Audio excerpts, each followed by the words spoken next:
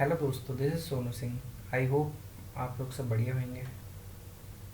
आइए दोस्तों, अपनी हीप की सीरीज़ को कंटिन्यू करते हुए आज का टॉपिक देखते हैं। तो हमारा आज का टॉपिक है arranging the heap data structure element in an array structure.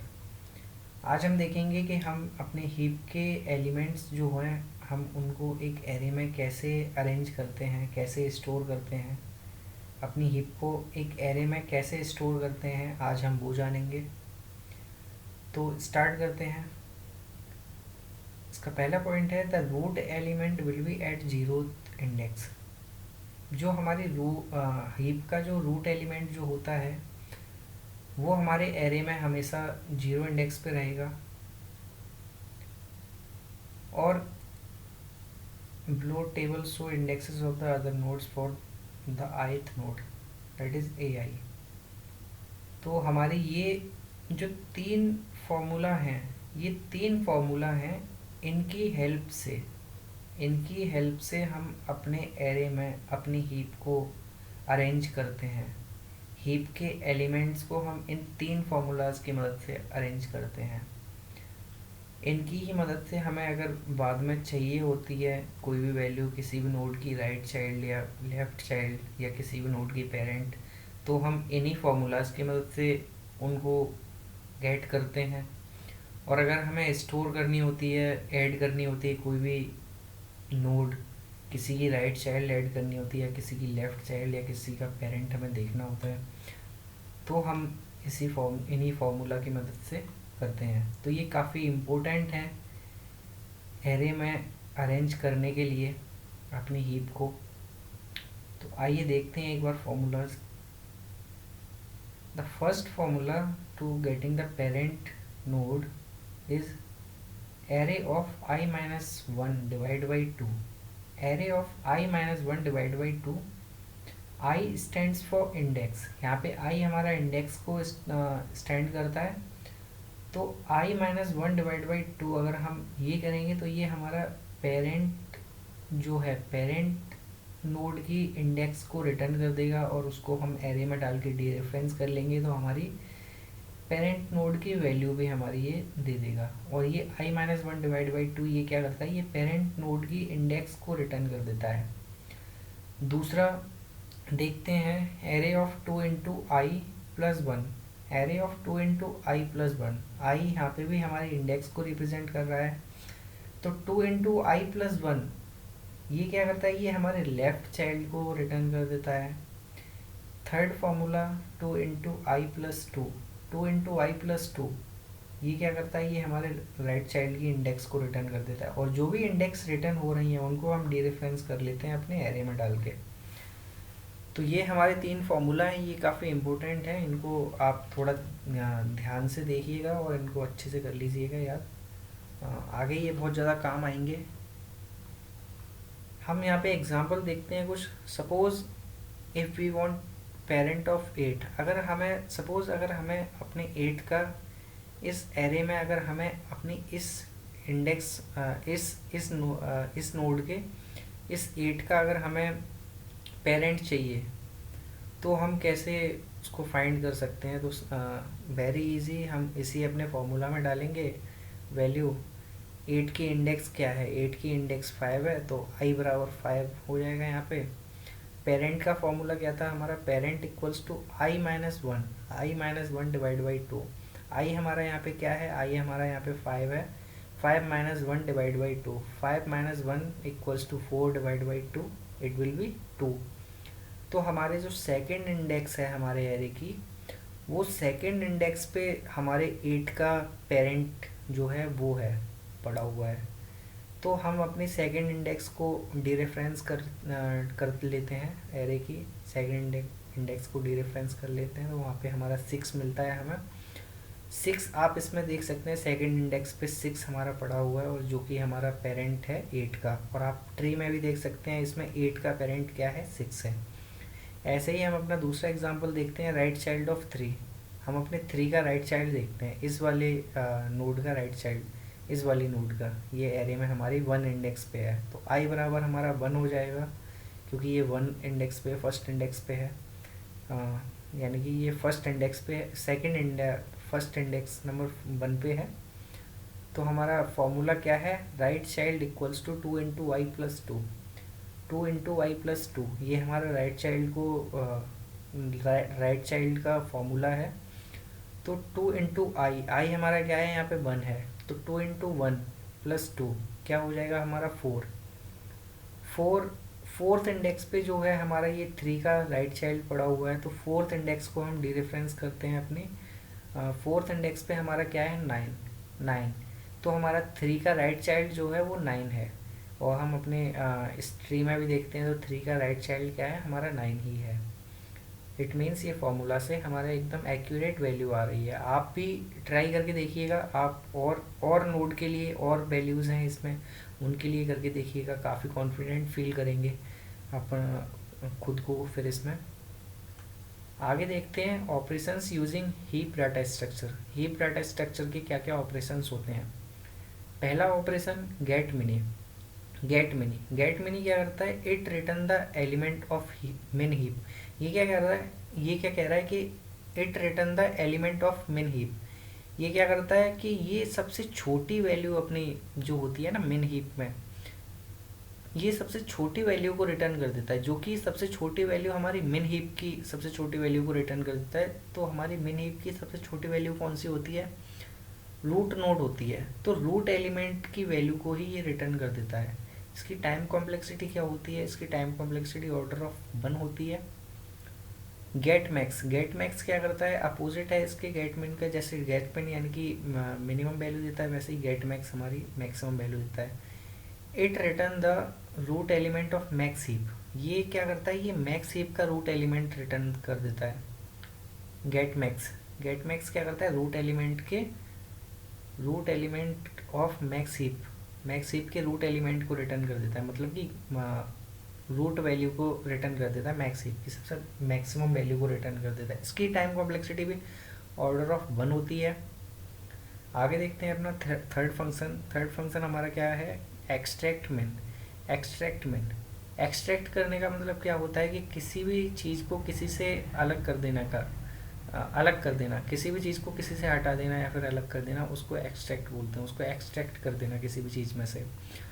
तो एक्सट्रैक्ट मिन क्या करता है, remove the minimum element from the मिन हीप। ये क्या करता है कि ये मिनिमम एलिमेंट को रिमूव कर देता है मिन हीप में से मिनिमम एलिमेंट को रिमूव कर देता है। और मिनिमम एलिमेंट कौन सा होता है हमारा मिन हीप में, हमारा रूट नोड होता है। तो बेसिकली ये मिन हीप में क्या करता है कि ये रूट नोड को जो है वो डिलीट कर देता है, यानी कि रिमूव कर देता है। इसकी time complexity order of log n होती है, क्योंकि इसको मिन हीप में से जब ये रूट एलिमेंट को डिलीट करता है अपना, जब रूट एलिमेंट को ये रिमूव करता है, तो इसको ये भी देखना पड़ता है कि हमारी अब जो रेस्ट ऑफ द हीप जो बची है वो हमारी हीप की प्रॉपर्टी को मेंटेन करती रहे। जो हमारी ट्री अब बची है उसको हटाने के बाद में उसको मेंटेन करती रहे। तो उसको मेंटेन रखने के लिए हमें एक फंक्शन है हेपीफाई फंक्शन कॉल करना पड़ता है। हेपीफाई फंक्शन क्या करता है कि हेपीफाई फंक्शन किसी भी हम जब हेपीफाई फंक्शन ये रीबिल्ड कर देता है हमारे हीप को रीबिल्ड कर देता है। मतलब कि हमारी अगर कहीं पर भी कोई भी नोड अगर हमारी वायोलेट करती है हमारी हीप की प्रॉपर्टी को, तो ये उसको रीस्ट्रक्चर कर देता है, दोबारा से बना देता है। आफ्टर रिमूविंग रूट, यानी कि रूट को रिमूव करने के बाद में हम हेपीफाई कॉल करते हैं। इंसर्ट क्या करता है, जब हमें यानी कि अपनी कोई नई नोड अपनी हीप में इंसर्ट करनी होती है तो हमारा इंसर्ट फंक्शन को हम कॉल करते हैं। इंसर्टिंग अ न्यू की taking order of log n। तो जब हम कोई अपनी नई नोड को यानी कि जब हम इंसर्ट करते हैं तो उसकी time complexity order of n log n होती है। सॉरी यहाँ पे ये गलत है log n, तो नहीं यहाँ पे सॉरी, यहाँ पे ये सही है, order of log n time complexity लेती है बेसिकली ये, क्योंकि बी एट द न्यू की at the end of the tree. हम जो भी यानी कि नई की को ऐड करते हैं वो सबसे लास्ट पे हम ऐड करते हैं। At the end of the tree, हम अपने ट्री के एंड में सबसे ऐड करते हैं, जो भी हम अपनी नई ट्री को नई नई नोड को ऐड करते हैं उसको। If new key is greater than its parent then we don't need to do anything. अगर जो हमारी मिन हीप की हम यहाँ पे बात कर रहे हैं कि अगर हमारी जो नई की हमने ऐड की है अपने ट्री में, अगर वो अपने पेरेंट से अगर बड़ी है, मिन हीप में क्या है, मिन हीप में पेरेंट छोटा होता है ना, तो अगर वो अपने पेरेंट से बड़ी है इसका मतलब तो वो सही है, हमें कुछ नहीं करना। अगर वो अपने पेरेंट से अगर बड़ी नहीं है तो हमें otherwise we need to traverse up to fix the violated heap property. Otherwise हमें क्या करना पड़ता है कि फिर हमें उसको लेके अपनी हीप में ट्रेवर्स करना पड़ता है, हमको देखना पड़ता है कि ये कहाँ पे फिक्स हो जाएगी, ये कहाँ पे वायोलेट नहीं करेगी, कहाँ पे इसकी प्लेस है, उसकी राइट प्लेस पे उसको फिक्स करना पड़ता है वहाँ पे। तो इसके लिए इसकी order of log and time complexity ये लेती है। डिलीट, डिलीट क्या करता है, जैसे कि डिलीट अगर हमें कोई अपनी हीप में से कोई पार्टिकुलर नोड अगर हमें डिलीट करनी हो तो हम उसको करने के लिए हम डिलीट फंक्शन को कॉल करते हैं। डिलीट फंक्शन की time complexity order of n log n होती है, n log n time complexity होती है। डिलीट फंक्शन क्या करता है, we replace the key to be deleted with minimum infinite by calling decrease key. हम क्या करते हैं, हमें जो भी की हमें डिलीट करनी होती है ना, जो भी नोड हमें डिलीट करनी होती है अपनी हीप में से, हम उसको क्या करते हैं, एक फंक्शन रहता है हमारा डिक्रीज की, डिक्रीज की को कॉल करके हम उसमें मिनिमम इनफाइनाइट वैल्यू उस नोड पे पहले डाल देते हैं, उस नोड को रिप्लेस कर देते हैं पहले मिनिमम इनफाइनाइट वैल्यू से, यानी कि उस नोड की वैल्यू हम चेंज कर देते हैं, मिनिमम इनफाइनाइट वैल्यू सबसे छोटी वैल्यू हम उस जगह पे डाल देते हैं। उसके बाद में हम क्या करते हैं, उसके बाद में हम एक्सट्रैक्ट, जब हम उसमें मिनिमम इनफाइनाइट वैल्यू डाल देते हैं तो जो हमारी जिस नोड को हम डिलीट करना चाह रहे हैं वो हमारी क्या होती है, वो हमारी रूट नोड हो जाती है फिर हमारी मेन हीप की, क्योंकि वो सबसे छोटी वैल्यू फिर उसमें होल्ड करके रखने लगती है ना वो, तो वो हमारी रूट नोड पे पहुंच जाती है। रूट नोड पे पहुंचने के बाद में हम एक्सट्रैक्ट मेन फंक्शन जो हमारा ये है, ये रिमूव करने वाला एक्सट्रैक्ट मेन, तो हम क्या करते हैं, अपने एक्सट्रैक्ट मेन फंक्शन को हम यहाँ पे फिर उसके बाद में कॉल कर देते हैं। एक्सट्रैक्ट मेन फंक्शन हमारा क्या करता है, रूट नोड को डिलीट कर देता है। एक्सट्रैक्ट मेन फंक्शन फिर क्या करता है, रूट नोड को डिलीट करने के बाद में हिपिफाई फंक्शन कॉल कर देता है। तो इसकी n log n time complexity क्यों लग रही है, क्योंकि ये डिक्रीज की जो है ना, ये डिक्रीज की भी, यानी कि पहले हमारी जो भी नोड को डिलीट करना है उसको माइनस इन्फिनिटी से रिप्लेस करने के बाद में फिर इसको रूट नोड तक पहुंचाना उसको, तो उसमें भी लॉग एन टाइम कॉम्प्लेक्सिटी लगती है। फिर उसके बाद में हमारा एक्सट्रैक्ट मेन तो लॉग एन टाइम कॉम्प्लेक्सिटी लेता ही है, तो इसलिए इसकी overall time complexity n log n आती है डिलीट फंक्शन की।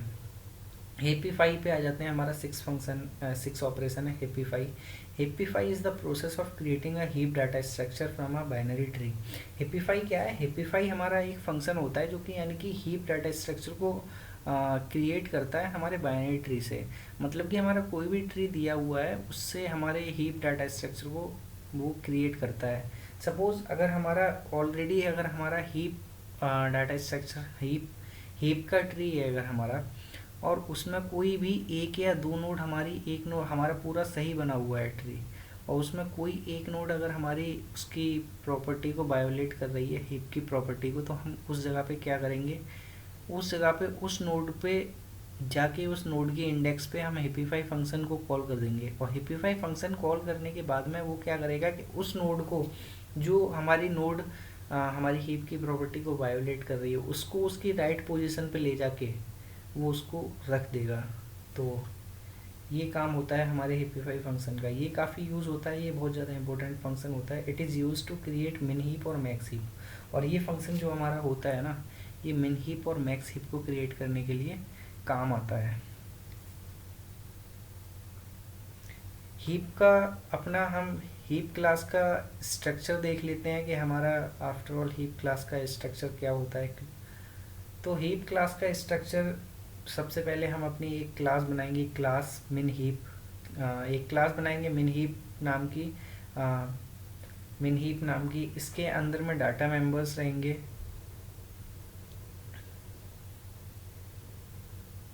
इसके अंदर 3 डाटा मेंबर हमारे रहेंगे, जैसे इंट हीप एरे, हीप का एरे रहेगा, pointer of heap array, pointer to array element in heap, ये हमारा पॉइंटर रहेगा इसमें, यानी कि हमारे सभी एलिमेंट्स जो भी रहेंगे हमारे हीप के, वो इसमें इस हमारे इस एरे में, इस एरे में हमारे स्टोर रहेंगे।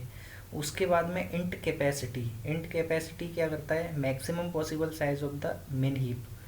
हम अपनी इसमें मिन हीप क्रिएट कर रहे हैं, तो इसमें ये हमारी हीप की कितनी कैपेसिटी है, हमारी हीप कितने एलिमेंट्स को होल्ड करके रख सकती है, वो ये कैपेसिटी फंक्शन बताएगा कि हमारी कैपेसिटी कितनी है हीप की। Int heap size, heap size, ये साइज फंक्शन क्या करता है कि current number of element in mini heap, हमारी हीप में करंट कितने एलिमेंट ऑलरेडी इंसर्टेड हैं, उसमें कितने एलिमेंट प्रेजेंट हैं, ये हमारा ये ये वेरिएबल हमारा बताता है। ये डाटा मेंबर हमारा इंट हीप साइज, ये डाटा मेंबर हमारा बताता है कि हमारी हीप में कितने वेरिएबल कितने वैल्यूज़ हमारी करंटली प्रेजेंट हैं।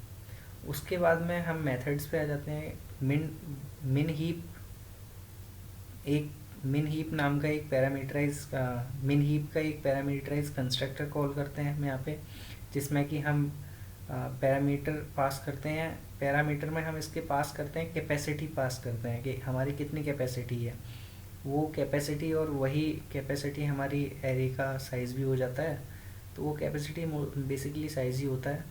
उसके बाद में हमारा इंट पेरेंट फंक्शन होता है, गेट पेरेंट नोड इंडेक्स, जो कि हमने पीछे अभी देखा था। देन इंट राइट चाइल्ड, ये भी हमारा एक पैरामीटर लेता है, आई इंडेक्स लेता है, get right child index. Then हमारा लेफ़्ट चाइल्ड एक फंक्शन होता है, जो कि हमारा गेट लेफ़्ट चाइल्ड, जो कि हमारा राइट चाइल्ड लेफ़्ट चाइल्ड को की इंडेक्स को देता है। इंट गेट मिन, गेट मिन क्या करता है, get minimum value root node, या ये यानी कि अब हमारे रूट नोड की वैल्यू को रिटर्न कर देती है, मिनिमम वैल्यू को रिटर्न कर देती है। मिन हिप में ये रूट नोड की वैल्यू को रिटर्न कर देती है। इंट एक्सट्रैक्ट मिन, एक्सट्रैक्ट मिन क्या करती है, get and remove minimum value, ये get and remove minimum value को यानी कि गेट करने के लिए और रिमूव करने के लिए हमारा एक्सट्रैक्ट मिन का हम यूज़ करते हैं, क्योंकि हमें वो रिटर्न भी कर देती है और फिर वो डिलीट भी कर देती है वैल्यू को, एक्सट्रैक्ट मिन। वर्ड इंसर्ट की, इंसर्ट की क्या करता है, हमारा नई नोड को इंसर्ट करने के लिए काम करता है, ये हमने देख लिए हैं पीछे। डिक्रीज़ की, डिक्रीज़ की क्या करता है, डिक्रीज़ की क्या करता है कि डिक्रीज़ की सपोज़ अगर तुम्हें किसी भी नोड पे जाके उसकी वैल्यू को चेंज करना है, अगर तुमने किसी नोड पे जाके उसकी वैल्यू को चेंज करना है, तो तुम इस डिक्रीज़ फंक्शन को कॉल करोगे।